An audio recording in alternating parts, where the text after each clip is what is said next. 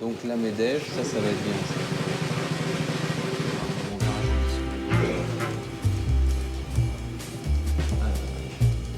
Qui va aller à une manif ou aux manifs quand même on en fait quelque chose ou on n'en fait rien, mais enfin, faudrait aller voir quand même les temps. C'est rarement très drôle. C'est vrai. Surtout s'il fait pas beau. Les manifs les mieux, c'est le Front National. Parce que Oui, c'est vrai. Mais là, Non, il boude pas, il boude. donc, ils peuvent être... Oui, et au moulin. Voilà. Ils peuvent pas être au four qui n'a jamais existé et au moulin Qui est pas mort. qui non plus.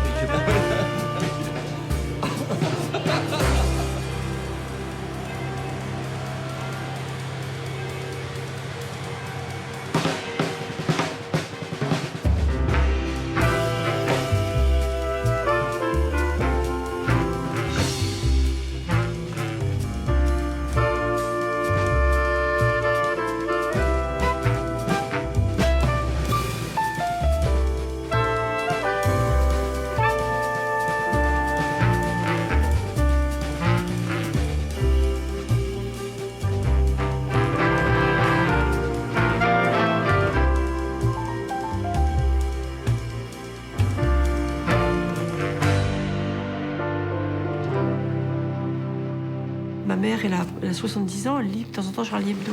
Quand je suis dans l'autobus ou le métro et que j'ouvre mon Charlie Hebdo et que je vois qu'il y a des gens qui jettent un coup d'œil comme ça, je me dis allez, j'ai envie d'être l'homme sandwich et de leur dire allez-y, regardez.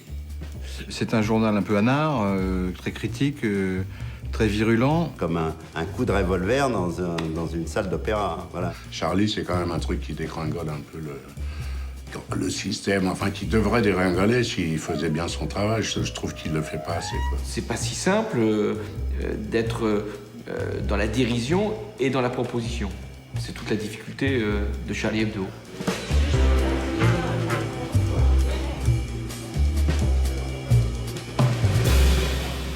Donc, la visite commence par les casiers des courriers. Avec chaque casier a été un peu personnalisé. Vous avez Angélique qui s'occupe des abonnements et qui a oublié d'enlever ses lunettes, et donc quand elle va se voir à la télé avec ses lunettes, elle va faire la gueule. Exactement, j'ai horreur de ça. Francine, qui elle n'a pas de lunettes, donc elle s'en fout. Elle n'aura pas honte à la télé. Les escaliers en colimaçon. Un maquettiste qu'on a posé là parce que c'était plus joli que la maquette. Un autre maquettiste qui fait la gueule. Ah, c'est ça, Jean-Luc. L'espace maquette, enfin quoi dire sur l'espace maquette. L'espace maquette, quoi, c'est... On a agencé le dessin, tu sais. L'espace découpage est trop manuel. Avec Terrena remaquetté par Brice. L'antichambre des chiottes, le bureau des secrétaires de rédaction. Bonsoir mesdames. Non. Si, ça serait pour que tu nous montres tes seins, en fait. Enfin, si on te le demande gentiment, tu t'en fous, toi. Oui. Bon, voilà. Donc c'est un espace enfumé que personne ne vient jamais parce que ça pue. Le bureau du maréchal Joukov.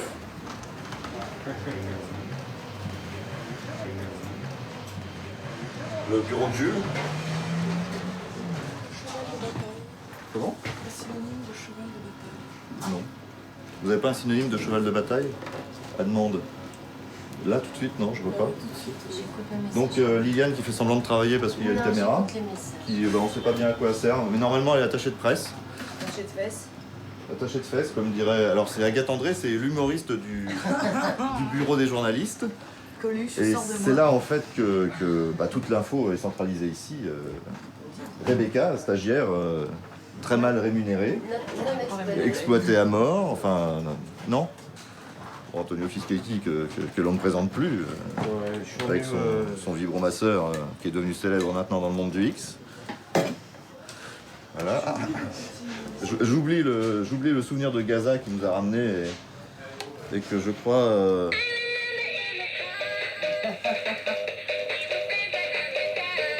Voilà, bon, merci. Ce qui met une ambiance sympathique. Ils sont un peu obligés parce qu'ils voient des choses tellement horribles, le tsunami, tout ça. Ils sont obligés de se détendre un peu.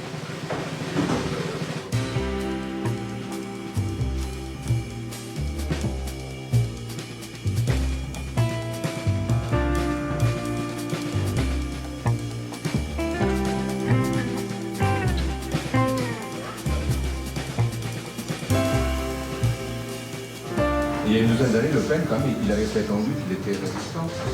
À 15 ans en Bretagne. Et c'est les réseaux de résistance qui avaient prouvé que non. Or là, il s'attaque à la résistance directement. Il a expliqué pourquoi il a dit, parce qu'il avait caché un fusil, il avait trouvé un fusil dans un champ, puis il l'a caché, il a dit qu'à cette époque, c'était tellement dangereux de cacher un fusil que c'était un acte de résistance. Donc il s'en est sorti comme ça. Non mais il était dans la résistance, il a caché les Allemands en 45. Et il a des juifs à passer. Voilà. En Allemagne. En Allemagne. Oui, voilà. Comment on fait ça? On met ça en... Bah en 8 ou 9, c'était pas mal. Il y a des grèves. Ouais, la grève, je crois qu'il y a des grèves des trains le mardi 18. Non, c'est le mercredi. Mercredi 19, c'est la SNCF. Bah merde. Bon, bah on fait un truc anti-grève. Me l'a pris en otage. La façon dont Charlie a reparu est assez originale, on pourrait dire. C'était en 92. On avait fait une tentative, un brouillon de Charlie qui s'appelait La Grosse Bertha. C'était à la demande d'un éditeur de livres. Au bout d'un an et demi, évidemment, on s'est fâché avec l'éditeur parce qu'on n'avait pas les mêmes idées politiques. Mais ça nous a servi quand même à rôder une équipe, quoi. Bon, est-ce qu'il manque quelque chose? Des cacahuètes pour l'apéro. On fait rien sur l'Airbus à 380? On va attendre qu'il s'écrase d'abord. Voilà. Où est-ce qu'il va s'écraser? D'ailleurs, ce qui est bien... On peut faire les paris. Ce qui serait pas mal, c'est de garder, et pendant que c'est chaud, là, de garder toutes les déclarations des chefs d'État, c'est fabuleux, formidable, des trucs lyriques débiles, le sommet de l'art, et puis attendre que le premier vol. Attendre oui. Qui va se prendre un platane. Normalement, c'est prévu. Théoriquement, oui. Il faudrait qu'il soit haut, le platane, quoi. Bah non, mais il faudrait qu'il décolle. Voilà. Pour se taper le haut du platane. Carrément, tu penses qu'il va pas décoller, toi? Mais si, mais bon, il faut toujours prévoir le pire. Le pire est toujours certain. S'il n'y avait pas le pire, on ferait pas de journal. C'est vrai. Quand il y a eu scission au sein de la Grosse Bertha pour X raisons, parce qu'il y avait une partie qui voulait faire un canard un peu plus rigolo et l'autre partie qui voulait faire un canard plus journalistique, l'idée c'était quand même qu'on se marre, mais avec plus de contenu. Bon. On a été tous tenus de choisir un camp ou un autre. Bon, comme je connaissais qu'un camp, moi j'étais automatiquement avec celui de Charlie. Et je crois qu'ils sont restés à quelques-uns à continuer avec l'autre et qui a finalement vite sombré, quoi. La Grosse Bertha a disparu petit à petit, alors que Charlie Hebdo a grimpé, quoi. C'est le camp duquel je faisais partie qui a gagné. Sur le pied. Donc... Tignos, tu pars dimanche et tu reviens quand? Jamais. Non. Jamais, parce que normalement, il y a une rançon Tu vas où? qui va être réclamée. Tu vas où? Tu vas... Comme Philippe ne voudra jamais payer. Ça... Enfin content de s'être débarrassé de moi. Là, tu te gourres parce qu'il serait prêt à donner de l'argent pour que tu reviennes pas. Oui, en plus, oui. Le jour où Val s'est fait virer de la Grosse Bertha, tous ceux qui sont encore aujourd'hui à Charlie Hebdo sont partis avec lui pour faire un autre journal. Et Cabu me dit, il faut que mercredi prochain, il y ait un nouveau journal dans les kiosques. Je lui dis, tu veux pas qu'on prenne 15 jours de vacances? Non. Et donc on cherchait un titre de journal. Alors c'est passé donc ça allait toutes les conneries possibles et imaginables ont défilé depuis la semaine de Staline jusqu'à je suis de gauche et je t'emmerde, enfin bref. Et c'est Wolinski qui a dit mais il faut refaire Charlie Hebdo, il faut reprendre le titre. Cabu, c'était son rêve secret de relancer Charlie, il était trop content, moi aussi j'étais très content, je dis on y va. C'est comme ça que Charlie Hebdo est ressorti avec rien, quoi. Enfin, avec une photocopieuse prêtée, des locaux pas à nous et pas un sou d'avance, et voilà. C'est-à-dire, en fait, on a refait le journal en 4 jours. Et on s'est tous retrouvés après la mort du Charlie, première version de Charlie qui était enterrée depuis longtemps. Tout de suite, ça a marché. On a vendu le premier numéro, 120 000 exemplaires. Il y avait encore Mazur qui présentait le journal sur France 2, qui, je me rappelle, avait une banane comme ça le mardi soir en annonçant « Charlie Hebdo reparaît ».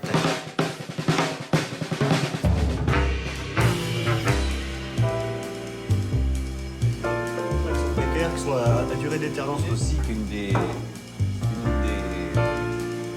grands problèmes problème du syndicalisme, c'est que ils n'ont aucune arme contre le chômage. Enfin, c'est-à-dire qu'ils se battent pour l'emploi un peu tant qu'il y a des choses à défendre dans l'entreprise quand elle marche, quand elle est encore sur le site, etc. Mais dès que le processus de licenciement commence à se mettre en route, c'est fini. Les chômeurs, ils savent même pas ce que c'est. À l'époque de mon adolescence, donc, et du regretté professeur Choron, je pense que j'étais très premier degré, que je voyais Charlie comme d'abord un instrument de résistance et qui collait très bien avec mon état d'esprit de l'époque. Quand j'étais lycéen, étudiant, c'était le journal que nous considérions comme celui à la fois qui nous faisait rire, sourire, mais qui exprimait des thèmes issus de mai 68 ou issus de la contestation qui était la nôtre et qui correspondaient à ce qu'était notre aspiration ou notre émancipation, en tout cas notre position par rapport aux grands événements du monde ou de la France. Aujourd'hui, quand le gouvernement signe un accord avec les syndicats qui sont minoritaires. Charlie Hebdo, c'est d'abord Harakiri. C'est le début. Harakiri, c'est moi, Fred, Choron. Je voulais faire, il y avait longtemps que ça me chatouillait, j'étais dessinateur et humoriste. Je plaçais mes dessins dans les journaux qui voulaient bien les prendre. Il y en avait beaucoup à ce moment-là. C'était le rêve pour les petits dessinateurs de blagues. Seulement, il fallait faire de la merde. Il fallait faire la bonne femme qui attend son mari avec le rouleau à pâtisserie derrière la porte, enfin des trucs comme ça. Si on faisait quelque chose d'un peu bien, on le pensait pas. Alors, quand il fallait bouffer et faire bouffer les gosses, on faisait de la merde. Mais j'avais envie, moi et d'autres, de faire un vrai journal, mais on se disait, si on veut un vrai journal, il n'y a qu'un moyen, il faut qu'on le fasse nous-mêmes. Alors voilà, j'ai pu le faire quand je suis tombé sur un gars capable de le vendre qui s'appelait Choron. Là, je vois Odile, la femme de Choron. Elle prend mes dessins. Je téléphone, elle me dit, bon, ça intéresse M. Cavana. J'arrive à la réunion, il me dit, je te publie tes dessins. Oh là là, j'en revenais pas. Hein. À peine Harakiri lancé, j'ai eu l'heureuse surprise de ma vie, qui restera pour moi le grand bonheur d'où toute ma vie a dépendu après. J'ai vu appliquer des gars qui s'appelaient Volinsky, Rezer, Cabu, GB, qui encore, Topor, Ciné, dont la plupart étaient des débutants et qui avaient un dessin tellement original, tellement, justement, le dessin que je voulais faire, que je voulais passer, moi, mais que eux n'avaient pas fait de concession. Moi, j'étais très, très violent, enfin, dans ma tête. Hein. Parce qu'en fait, j'ai jamais tué personne, mais le dessin m'a servi quand même à régler des comptes qui auraient pu se terminer mal si j'avais pas eu trouvé ce métier miraculeusement. Je serais peut-être en prison maintenant. Moi, je dessine un peu pour me venger. Mais venger, c'est pas une grosse vengeance, c'est pour me venger de tout ce que j'entends comme bêtises. Et... Je voulais pas être dessinateur, c'était pas un métier. Et il n'y avait pas de journaux. Pour travailler où? Au Hérisson, à Ici Paris. Et dessinateur politique, ça me paraissait insensé. Ils sont les premiers en presse,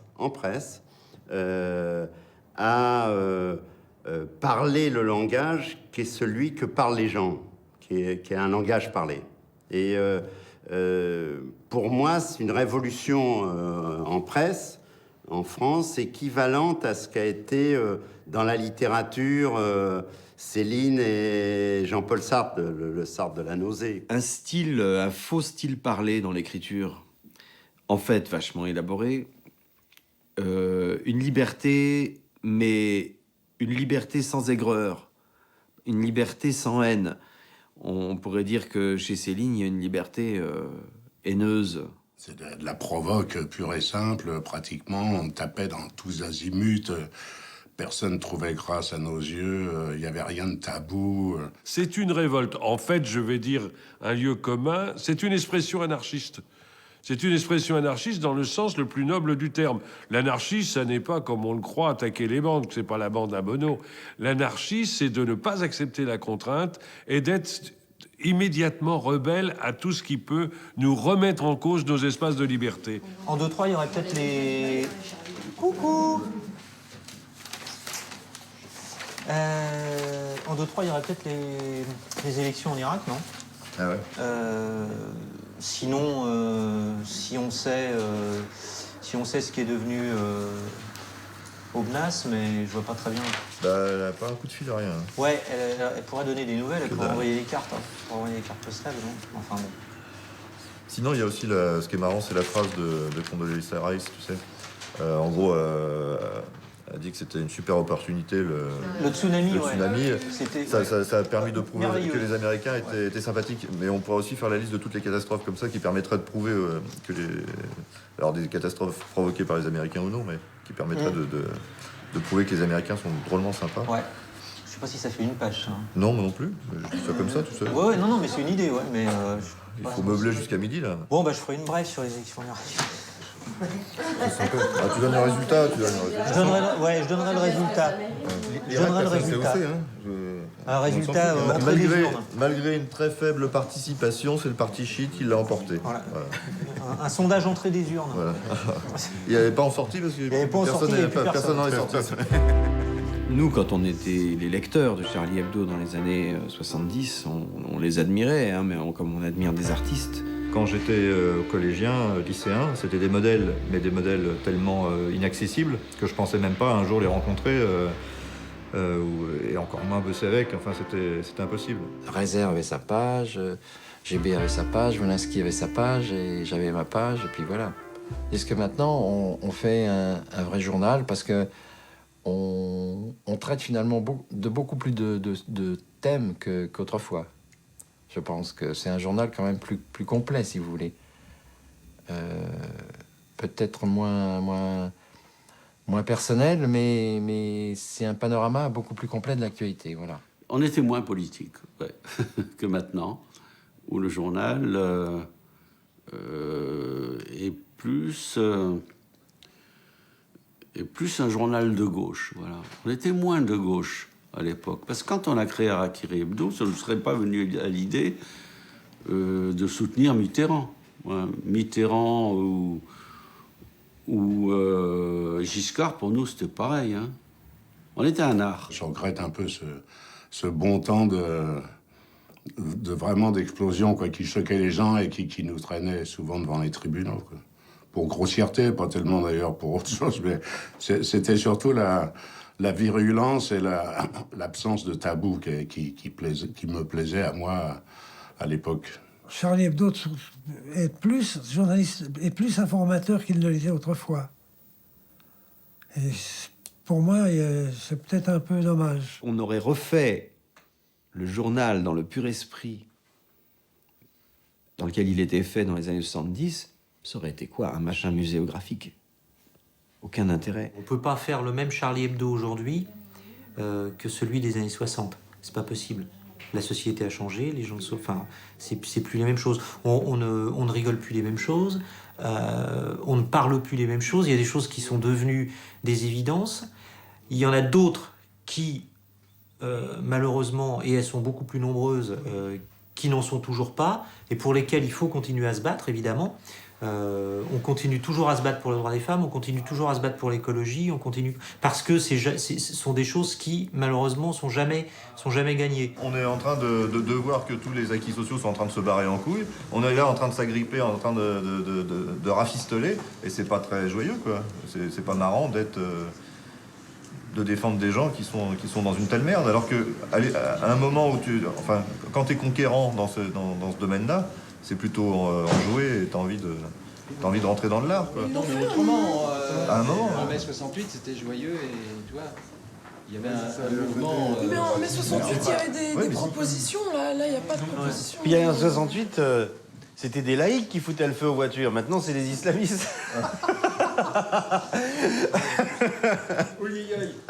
En plus, t'avais des revendications. Et effectivement, aujourd'hui, les seules revendications, c'est pour garder un truc. C'est-à-dire, c'est toujours en défense. Donc, t'es forcément pas enthousiaste. Tu t'emmerdes forcément, quoi. C'est ça. Alors que quand t'essayes justement d'aller de l'avant, un peu l'utopie. Là, la seule utopie, c'est merde. Voilà. C'est les soldes. Qu'est-ce qu'on va nous dire? Oui. Le seul truc, non mais c'est vrai, le seul truc avec lequel tu mobilises les gens, c'est les soldes. Ça, c'est bien. C'est... Enfin, les soldes, l'utopie sociale. Ah non, non, non.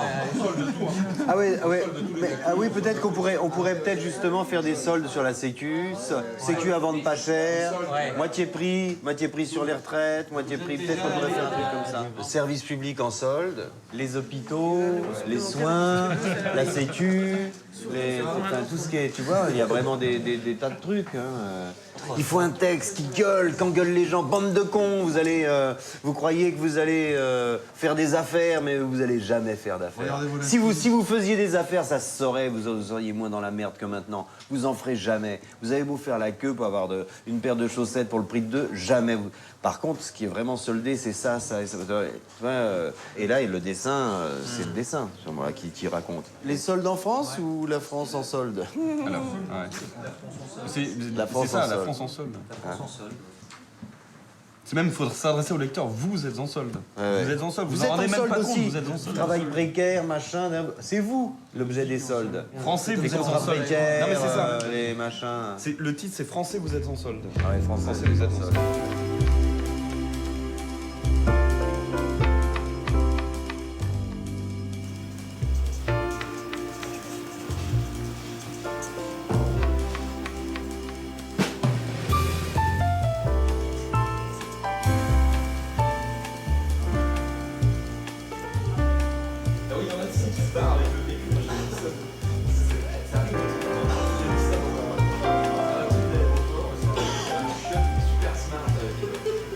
Il avait juste le truc de PQ qui est... Je pense que le dessin a beaucoup à gagner avec Charlie Hebdo, qui est un lieu vraiment... Alors là, c'est le chaudron où on fait bouillir les formes. Les dessins, ça représente beaucoup dans ces cas-là. Ça représente l'essentiel. Je dirais, un peu comme peut-être il y a très longtemps dans la presse française, il y avait plein d'ouvriers qui, comme ma mère le fait quand j'amenais le journal chez moi, elle regarde que les photos. Ou que les dessins. Les articles, elle sait même pas ce qu'elle veut dire. Mais à partir des photos des dessins, elle comprend certaines choses. Et donc là, évidemment, les dessins, ils jouaient un rôle fondamental pour quelqu'un comme moi qui n'avait pas de culture politique, qui lisait pas spécialement des livres, mais qui voyait ça. À chaque fois, des fois que je passais, par exemple, j'avais pas beaucoup d'argent, mais quand je passais devant les marchands de journaux, je rentrais, je faisais semblant de vouloir acheter quelque chose, mais en fait, je regardais vite les dessins de Charlie Hebdo. Parce que ça, on peut, franchement, en 5 minutes, plus besoin après de l'acheter, on peut le reposer au mec et dire, bon, ça va, j'ai eu mon truc, et on se marrait, etc. Et puis, il y a des trucs qui circulaient un peu. Parfois, je les découpais même, je les mettais dans mes livres de classe quand j'étais un peu enfant, parce qu'il y avait des trucs assez marrants, surtout chez les immigrés. Puis j'aimais bien la gueule des immigrés dessinée par Capu, avec leurs cheveux un peu comme ça. C'est une caricature, mais en fait, elle me faisait rire énormément. Je ne suis pas d'accord avec cette définition qu'on entend souvent. Un bon dessin vaut mieux qu'un long discours, parce que dans un texte, vous avez beaucoup plus de nuances que dans un dessin. Vous avez la possibilité de faire passer beaucoup plus de nuances que dans un dessin. Un dessin, c'est un fusil à un coup. Vous avez droit à un coup, et vous avez droit à 10 secondes. Il faut c'est le temps de la lecture, mais le temps de la bulle qui est dans le dessin, souvent. Donc il faut que ça soit une synthèse, il faut que ça soit un tir très précis, quoi. Mais quand c'est réussi, là je cite encore Cavana, c'est un coup de poing dans la gueule, quoi, l'équivalent, quand c'est vraiment réussi. Camus, c'est vraiment un type formidable, très gentil, adorable, tout ça, mais ses dessins sont parfois très à la limite.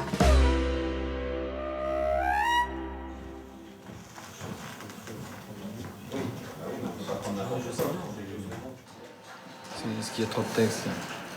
On a déjà fait... Non, ouais, je trouve que c'est pas terrible. Rendez-nous nos journalistes, tu vois, un truc comme ça, genre très simple, tu vois, vas-y, rendez-nous nos journalistes, et le barbu, il dirait, il vous reste la presse gratuite, bande de cons. Tu vois. Un truc comme ça, voilà, on comprendrait mieux, tu vois. Ça doit être un langage à part entière, le dessin. Après, la bulle, le gag et tout, c'est bien, il en faut. Mais déjà, le dessin lui-même avant tout doit parler. Cavana était très exigeant, je crois, là-dessus, dans la première époque. Cavana dit que une couverture d'un journal, en tout cas comme Charlie Hebdo, ça doit être une affiche, ou ça doit pouvoir faire une affiche, parce que ça doit être lisible de loin, compréhensible immédiatement.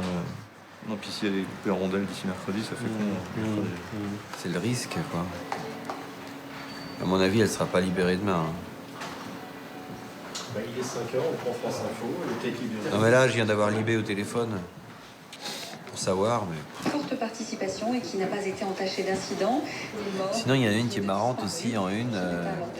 C'est... il y en a une qui m'a fait rigoler. Ah oui, c'est Hitler qui pisse dans le lavabo. Celle-là est vraiment marrante. Ça fait un truc... Mais en général, Hitler fait rire. Bah, celle-ci aussi est marrante, sur l'enlèvement de la journaliste de Libé, avec Serge Julie.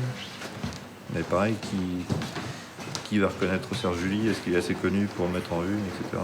C'est pas évident. Entre Serge Julie et Hitler, on prend Hitler, quoi. Hein, tu préfères? Ok, il n'y a qu'à faire ça, ouais. C'est vrai que si elle est tuée ou libérée, libérée tant mieux, on s'en fout, ça. Mais tuée, si elle est tuée, ça va être horrible. Non, Hitler, c'est franchement marrant. Qu'est-ce qu'il a fait, ça? Je sais pas, c'est Riss, je crois. Il avait des casquettes russes. C'est le seul journal où il n'y a pas de longues discussions avec un directeur artistique qui connaît rien au dessin, ce qui s'arrive souvent dans d'autres journaux, pour m'expliquer que le dessin est pas très fin, ou alors c'est pas ce qu'il faut dire, ou c'est pas ce qu'il faut illustrer, ou c'est trop violent, ou c'est pas assez violent, parce qu'on fait aussi appel, en tant que dessinateur de Charlie Hebdo, on fait appel à nous pour faire des dessins violents. Et puis quand on fait vraiment un dessin violent, on dit non, là c'est trop violent. Donc ce serait bien que vous fassiez comme vos collègues pas violents. Donc voilà. Bon, les dessins qu'on fait, nous on voit bien quand on se promène à l'étranger, qu'on rencontre d'autres dessinateurs africains, japonais, etc. Ils sont même américains, ils comprennent pas comment on arrive à passer des dessins comme ça. C'est impossible. C'est même pas envisageable, même pas. Enfin. Même pire, c'est-à-dire que s'ils faisaient des dessins comme ça, ils trouveraient du boulot nulle part après. C'est de la folie. C'est son identité. En même temps, ça ne réduit pas Charlie Hebdo à la caricature, et même à la couverture. Mais enfin, c'est ce qui va être le premier signal qui va convaincre le lecteur d'acheter le journal ou de le lire. Moi, je préfère le... allons-y pour Hitler. Simplement, il est sorti il y a une semaine. Quoi. Ouais, mais ça va être un phénomène de masse, je crois, le film. On va en parler beaucoup. Ils en ont reparlé encore chez Fogiel hier. Ça va pas arrêter, je crois, cette histoire. Alors, il y a aussi autre chose, c'est que quand les sujets... Enfin, il y a beaucoup de sujets qui peuvent être tragiques, qui peuvent être... etc. Plus on arrive sans se foutre de la gueule des victimes, mais... Parce que c'est ridicule, bon, ça sert à rien. L'humour est pas fait pour écraser les faibles, c'est fait pour les venger ou pour faire chier les forts, plutôt. Enfin, bon. Mais si quand il y a un événement tragique, on arrive à faire éclater de rire dessus, c'est un exercice difficile, mais plus les choses sont difficiles à traiter sur le mode de l'éclat de rire, et si on y arrive, ça marche très très fort. Tout de suite, on sent il y a un réflexe, il y a de sympathie de la part des gens qui passent dans la rue et qui voient ça et qui achètent le journal. Et on le sent sur les ventes. La couverture de Cabu sur le tsunami, qui était seau d'eau froide sur le tourisme sexuel, évidemment, se moquait absolument pas des victimes et évidemment ne disait pas que toutes les victimes étaient des touristes sexuels. Encore une fois, ça calme le jeu. En plus, on se moque pas en général des victimes. On va se moquer du contexte, que c'est une horreur, qu'il n'ait pas été prévenu, qu'ensuite les secours n'arrivent pas, qu'en fait il y a un paquet d'enfoirés qui vont dans cette zone que pour tirer des coups, et souvent avec des enfants, ou des jeunes, etc. Donc c'est plutôt cela qu'on va s'amuser à critiquer. La une, c'est quand même une analyse.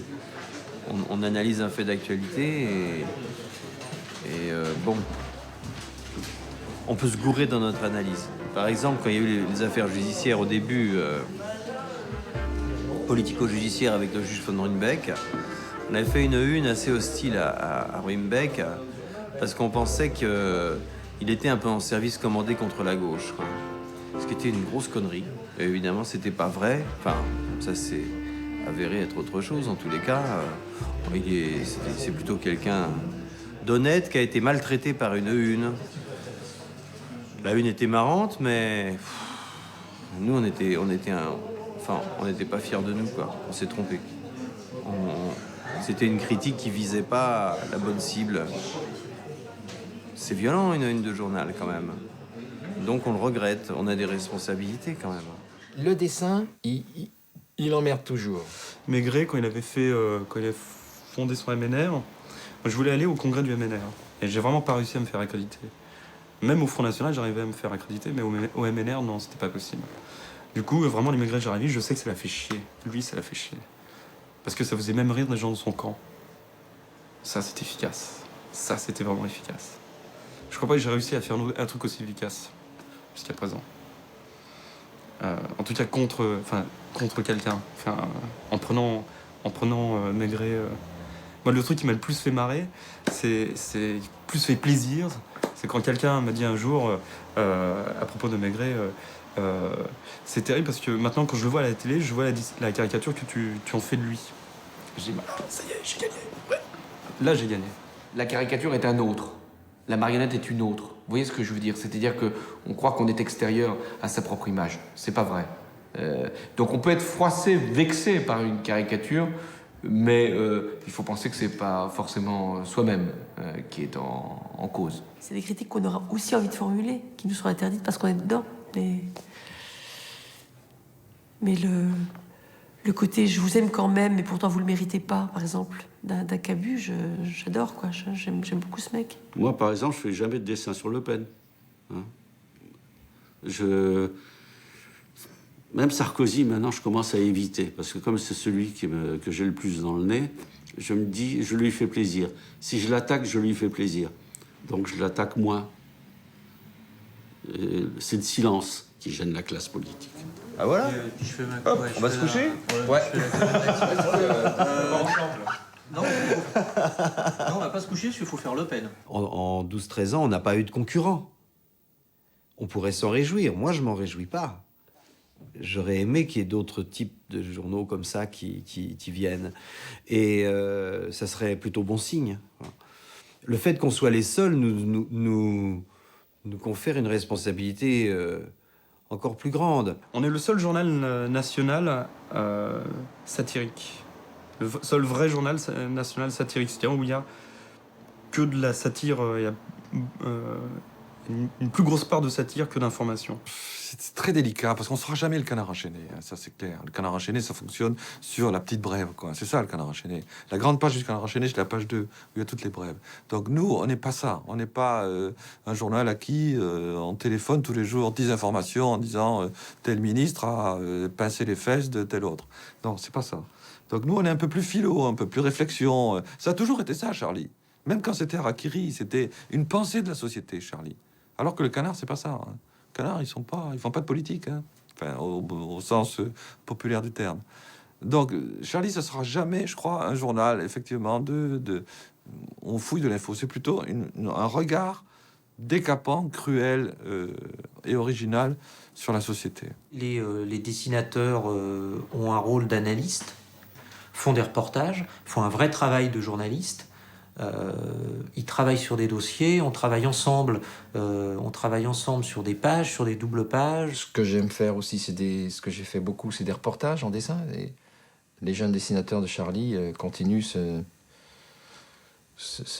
genre de dessin parce que là aussi, Charlie Hebdo est le seul journal où on peut faire ça. Le seul journal qui peut donner, par exemple, 2 pages à un dessinateur pour dessiner ce qu'il a vu dans tel ou tel pays, même, ou même à Paris, quoi. Moi, j'adore traiter des sujets d'actu étrangers et de partir en reportage. Donc, quand je fais des dessins et que j'écris des articles dans Charlie Hebdo, je sais que ma liberté de style, de ton, aussi bien à l'écrit qu'au dessin, je pourrais l'avoir nulle part.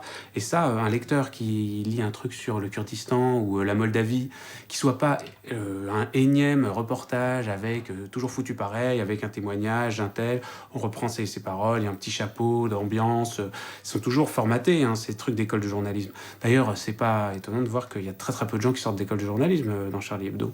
Et finalement aussi presque personne qui sort d'école de dessin. Il y a que des francs-tireurs et cette espèce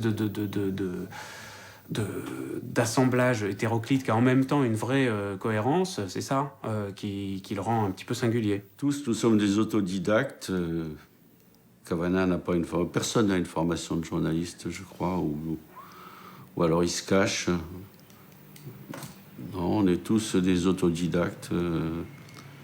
Cavana était un ancien maçon, GB était cheminot. Moi, j'ai jamais fait de journalisme avant. Moi, j'ai fait de l'animation, de la production, des livres, des films. Je veux pas être un journaliste.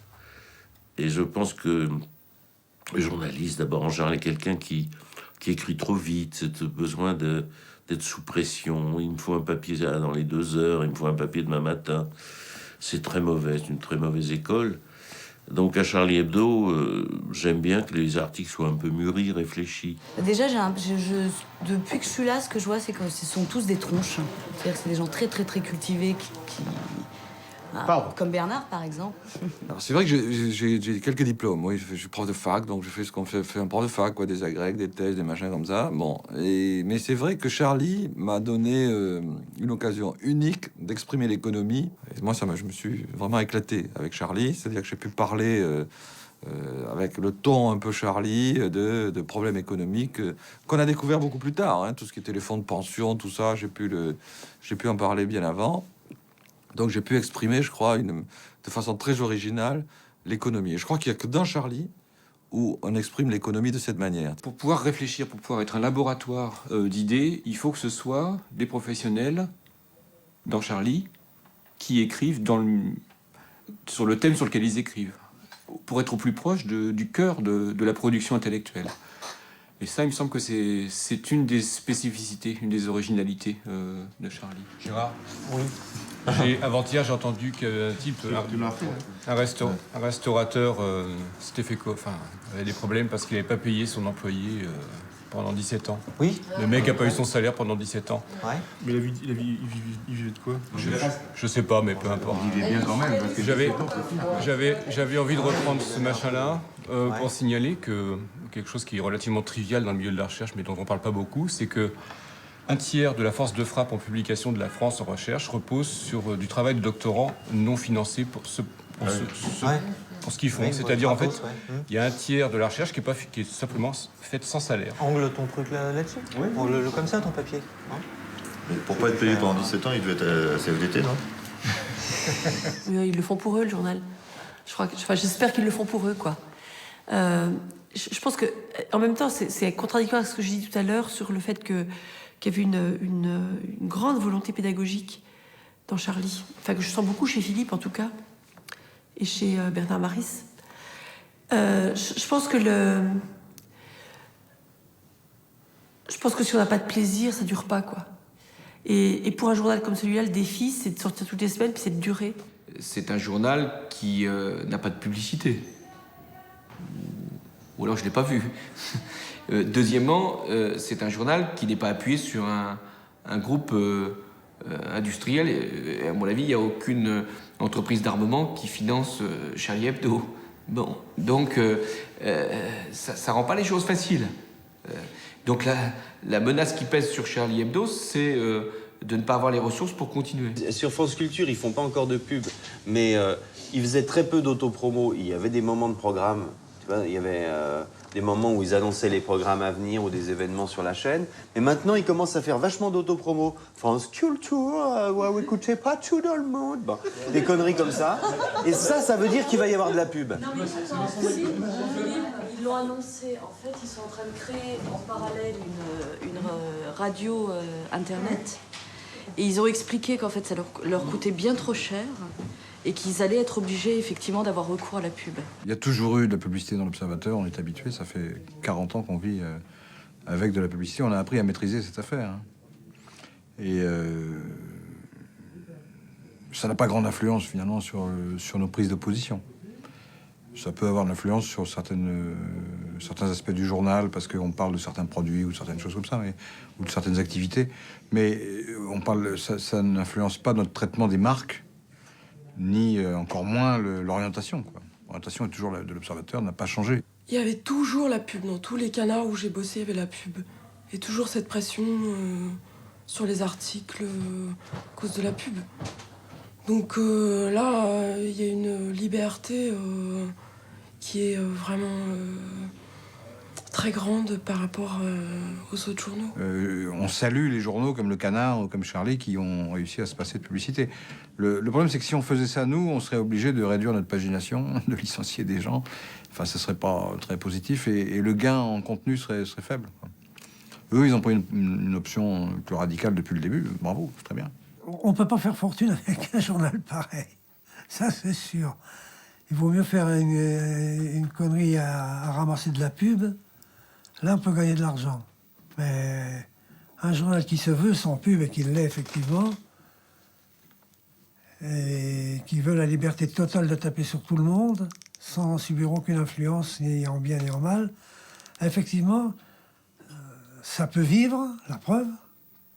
Ça peut même vivre commodément, je l'espère bien. Ça ne peut pas faire fortune. Ça ne peut pas devenir ça ne peut pas tirer à 1 million d'exemplaires un jour, on le sait bien.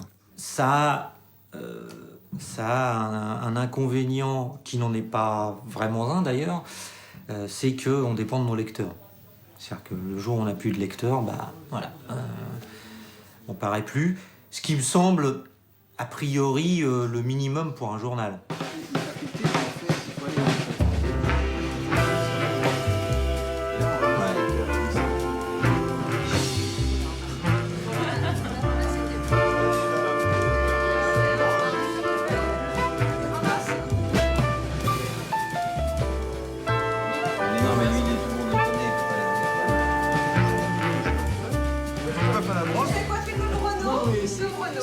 On passe son temps les ciseaux, les autographes, les facs.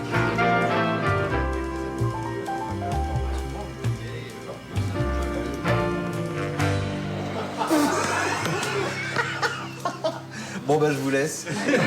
Quand l'ambiance est bonne comme ça, je m'en vais le cœur léger. J'ai vu l'autre jour que Charlie faisait de la publicité pour Libé. Regardez maintenant Libé. Bon, et il faut faire attention, c'est le début de la démarche, c'est la mécanique. Bien sûr, il y a des problèmes financiers. Défendre la liberté de la presse, c'est vouloir s'exprimer, quelles que soient les difficultés que l'on a. On fait, donc pour Charlie, qui était un problème, on fait de la pub pour Charlie. Et dans Charlie, il y a une présence de Libération. Voilà. J'étais contre l'encart Libé, je suis toujours contre. L'encart Libé, les autres encarts d'ailleurs. Parce que là, il y a Libé, ça arrive de temps en temps qu'il y ait un rock. Je trouve ça... Même mon diplôme, ça c'est arrivé quelques fois. Philippe, il me l'a jamais proposé, autant que je me souvienne, donc on n'a pas eu de se prononcer. S'il me le propose, on va discuter. Je trouve ça nul. Parce que c'est un espace qui n'est plus géré par la rédaction. On s'est même déjà retrouvé avec un Libé spécial foot, je crois. Genre qui faisait hors série sur le foot. Donc t'as l'air vraiment d'une couille quand même. Je sais qu'il y a eu... Ça a été beaucoup discuté, ça s'est beaucoup disputé. Voilà, puis finalement, ça a continué. Ça reste tout bêtement de la pub, et c'est moche. C'est hyper moche. Ah, c'est très très laid. Ah, attends, on est plein de dessinateurs, de gens qui avons une conscience du graphisme, même si on n'a pas les mêmes valeurs graphiques. Mais déjà, un truc moche comme ça, c'est toujours une espèce de crotte de nez dans Charlie. Tant qu'à ce qu'il y ait de la merde dans Charlie, autant que ce soit nous qui la fassions. Je ne vois pas en quoi le fait de consulter. En quoi consulter un proctologue à Tokyo ferait que les États-Unis rejettent moins de gaz carbonique? Je ne vois pas en quoi le fait de consulter un proctologue à Tokyo... Ah, de Tokyo, ça sonne plus, hein. Mais bon. Attends, de quoi tu te mêles? Attends, tu crois que t'as de l'humour, toi? Tu sais que c'est vachement dur, l'humour. C'est un métier, ma fille. Oui. Ouais, mais elle comprend rien. Justement, mais elle est... Justement, elle est con, elle comprend rien. Consolisa, on va pas s'engueuler pour de la politique. C'est pluralité de graphisme, pluralité de plumes, pluralité de style. C'est vrai que le style de Cavana, c'est pas le même que celui de Val, c'est pas le même que celui d'Oncle Bernard à l'écrit. Alors, le problème, souvent, c'est que les gens qui veulent rentrer à Charlie, ils ont l'impression que il faut justement faire du Charlie. Mais il faut surtout pas faire du Charlie. Il faut faire ce qu'on est au mieux. Et ça fait du Charlie. Ça rentrera dans le machin. Il n'y a que si on... Il n'y a que si on est libre dans son expression, dans sa façon d'exercer son métier, que ça peut fonctionner à Charlie. L'esprit Charlie Hebdo, c'est que vraiment chacun il fait ce qu'il veut. Moi, ce dont je me régale, c'est quand il y a des articles qui sont assez opposés l'un à l'autre. C'est le truc le plus important à Charlie, c'est qu'on n'est pas forcément d'accord. Et des fois, c'est dur, parce que des fois, on a des accords vraiment très très forts. Au moment de la guerre du Kosovo, on s'est vraiment foutu sur la gueule, à l'intérieur du journal. Des fois, on est diamétralement opposés, même, ou pas diamétralement, mais souvent, on s'accroche sec. Dis-moi, Agathe. Métro Paris, ils sont Alors, submergés. Ça, c'est le truc qu'il faudra dire c'est avant toute hallucinant. chose, c'est qu'ils sont submergés. Des étudiants d'école de journalisme. Des parisiens. étudiants d'école de journalisme. C'est vraiment des petits cons, quoi. Il n'y a Voilà. pas d'autre mot. Et non rémunérés, bien évidemment. Oui, bah oui, mais bon. Mais c'est pas une expérience. Mais c'est pas une expérience professionnelle. Attends, à 20 ans, si tu veux être journaliste, tu vas pas aller à métro. Mais qu'est-ce que c'est que ça? Parce que je te dis que c'est bloqué. On peut aller au McDo avec les études qu'ils ont fait, je suis désolée. Faire des études de journaliste pour aller demander un stage dans un journal gratuit, c'est limite quand même. Attends, tu fais quoi? Le problème, c'est que ça peut avoir vraiment un côté private joke au bout d'un moment. C'est-à-dire, à force de se foutre sur la gueule, etc. Mais en même temps, ça fait débat d'idées. Et il vaut mieux un débat d'idées qui soit un petit peu énergique, plutôt qu'un truc feutré qu'on pourrait lire. Enfin, on n'est pas Télérama, quoi, merde. Donc autant qu'on s'engueule bien, quoi. On va pas dire alors plus je suis plutôt pour, je suis plutôt contre, machin, tout ça. On va dire pauvre connard, tu dis n'importe quoi, espèce de gens foutre et tout. Moi je préfère ça, quoi. Et au fait, quand est-ce que tu peux remettre la décoration là qu'on assiste? Ouais. On peut le dire. On est invité. Je passe au pic, je sais pas. Je sais rien. À part la lettre que vous avez tous lue, je sais rien. Et puis ça a été annoncé dans la presse. J'ai aucune nouvelle. Est-ce qu'on peut l'avoir? Je peux en parler. Bon, d'accord, merci. Ceux qui veulent la Légion d'honneur me font une petite liste et j'en parlerai au président. Parce que moi, je ne l'ai pas demandé. Mais vous n'êtes pas obligé d'être aussi pur que moi. Maintenant, c'est Wolinski qui a la Légion d'honneur. On reprend un coup de vieux. Et à force de coups comme ça, il y a des gens qui se désabonnent. Et c'est vrai que et moi, je ne sais pas quoi leur dire. J'ai écouté, il y a toujours des brebis galeuses chez nous. Mais bon, c'est pas, on n'est pas responsable de tout ça. Quand vous vous trouvez dans une situation où vous recevez une lettre du président dans laquelle il vous dit j'ai décidé de vous accorder la Légion d'honneur, que j'arrive de voyage, ça va être... Et c'était déjà au journal officiel. Qu'est-ce que je vais faire? Je vais écrire au président, je vais faire un esclandre pour lui dire non, ne me donnez pas. Finalement, la refuser, c'est encore plus ridicule que l'accepter. Bon, je laissé faire. Quand Wolinski dit « Ah, ben j'étais en train de serrer la main à Chirac, bon, j'étais allé, je sais pas où il était à l'île Maurice, et il était en train de passer les plats, Chirac lui a dit, etc. » Bon, les lecteurs, ils sont fous. Ils se disent « Mais qu'est-ce que... » Bon, mais Wolinski, il s'en fout complètement. Lui. Il raconte ça, il dit bon, c'est de l'info, c'est intéressant de voir Chirac en calbute, en train de passer les pas, donc je fais les dessins là-dessus. Bon. C'est Bernadette qui a eu l'idée, et je crois que c'est parce qu'elle aime pas boire de la bière, et lui, il boit que de la bière, et elle n'ose pas se commander une bouteille de vin toute seule.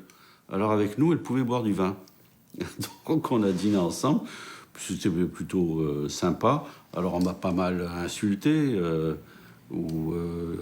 Évidemment, Ciné m'a insulté. Mais j'ai l'habitude qu'il me crache dessus. De toute façon, Ciné crache sur tout ce qu'il a aimé. Et moi, il ne m'a pas tellement aimé en plus.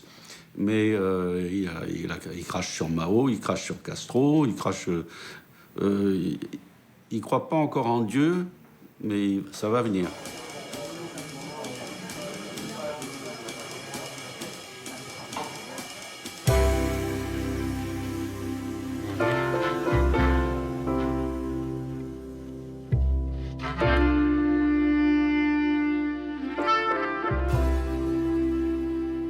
Je crois que si Charlie n'existait plus, je crois que je prendrais ma retraite carrément, quoi. D'ailleurs, je suis à la retraite, mais c'est vraiment la seule chose qui me donne envie de travailler, c'est encore parce que c'est Charlie. Sinon, je ne vois pas où je pourrais avoir envie d'écrire d'autres. J'aimerais bien que le journal continue, parce que même si parfois on n'est pas toujours d'accord les uns les autres, c'est quand même un canard où on se marre bien. En dessinant, je pense qu'on voit le côté ensoleillé de la vie, le sunny side of the street, vous le connaissez? Moi, je pense que c'est un journal indispensable à Charlie Hebdo. J'aime y travailler. Je dirais que je suis en fin de parcours, hein, quand même, par rapport aux dessinateurs comme Charb, Luce, Ries. Donc c'est pas très important pour ma vie personnelle s'il disparaissait. Mais c'est important pour Wolinski, pour celui que... D'abord, je fais dans Charlie Hebdo des choses que je peux faire nulle part ailleurs. Je sais pas trop où va aller Charlie Hebdo parce que le monde va mal. Et que là, je suis très pessimiste. Je pense que le monde est foutu. Alors que Charlie Hebdo sera peut-être la dernière bouteille à la mer dans laquelle il y aura le dernier message. Je ne sais pas, mais je veux pas en finir sur la tristesse. Ce serait idiot. Je pense que Charlie a encore du progrès à faire. Et c'est bien de s'imaginer ça. C'est-à-dire que c'est encore un journal en mouvement. Quand il se produit quelque chose qui n'aurait pas pu se produire ailleurs, je suis vraiment content, quoi. Y a des numéros comme ça qui sont réussis. Pas tous, mais ça veut dire quand même qu'il faut l'acheter toutes les semaines, parce qu'on sait jamais. C'est pas parce qu'on est sûr d'y trouver quelque chose, mais c'est parce que quand on y trouve quelque chose de bon, normalement c'est vachement bon.